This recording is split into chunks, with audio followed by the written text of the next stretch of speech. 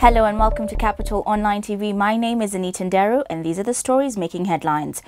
Results of a post-mortem examination conducted on the body of Homa Bay Senator Kajwang will be released tomorrow following today's autopsy. The autopsy was conducted this morning at the Lee Funeral Home by Chief Government Pathologist Dr. Johansson Odwor in the presence of family Dr. Emily Rogena and family representatives. Orengo has at the same time dispelled rumours regarding the whereabouts of the senator before he fell ill on Tuesday evening. Members of Parliament and the public will be expected to view the body tomorrow at a time and location to be announced later. 55-year-old Kajwang passed away on Tuesday night after suffering a cardiac arrest. When you take samples for analysis, usually it's good to be conclusive. Because you see, when you talk about other causes, then samples say this other, there will be a lot of inconsistency. That's why we are not talking about the cause of death until we get the samples. So we expect the results, official results tomorrow? We are making a conclusion, and I think through Senator Orengo, you'll be able to get the way forward. What's going on here? What are the preliminary results? By tomorrow, I'm telling you. I think tomorrow is not very far, isn't it? It's not very far.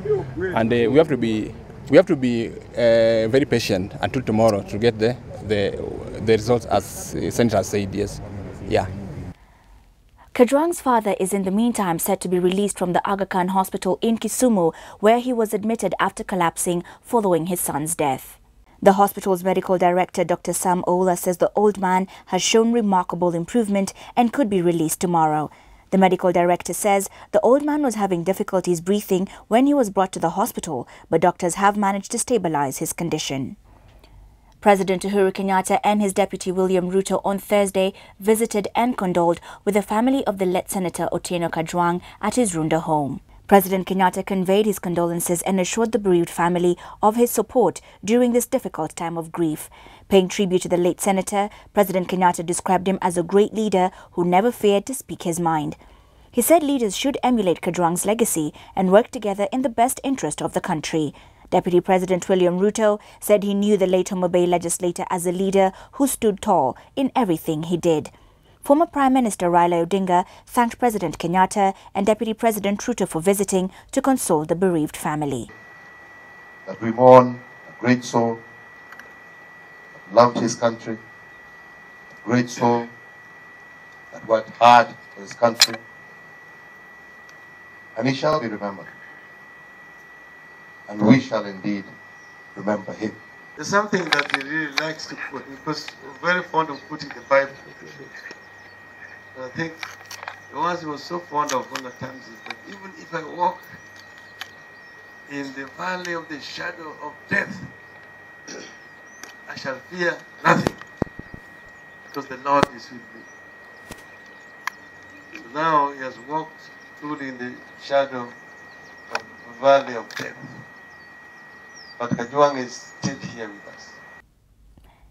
The cabinet has ordered investigations into the circumstances surrounding the discovery of 12,000 ghost workers in the recently concluded public staff rationalization exercise. The Directorate of Criminal Investigations, the Ethics and Anti-Corruption Commission, and the Banking Fraud Unit have been directed to carry out the investigations. The three agencies have been tasked with investigating government officers and others who colluded to raid public coffers by including non-existent workers to the ministerial payrolls.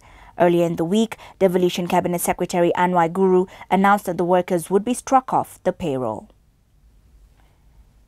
And on the business news, foreign investors should not solely rely on the media if they are to understand the business opportunities in Kenya.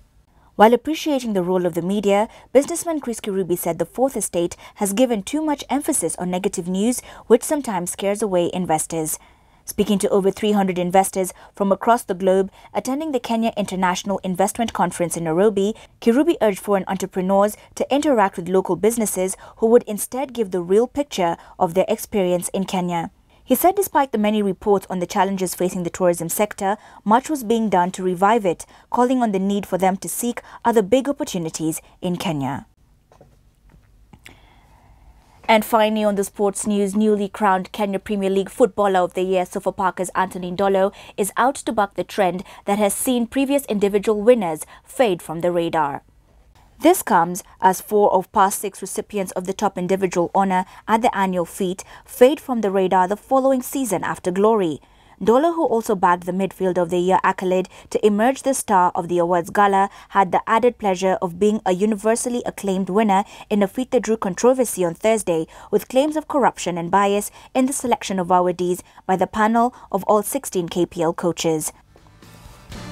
And that's all we had for you today. For the latest on these and other stories, log on to www.capitalfm.co.ke/TV.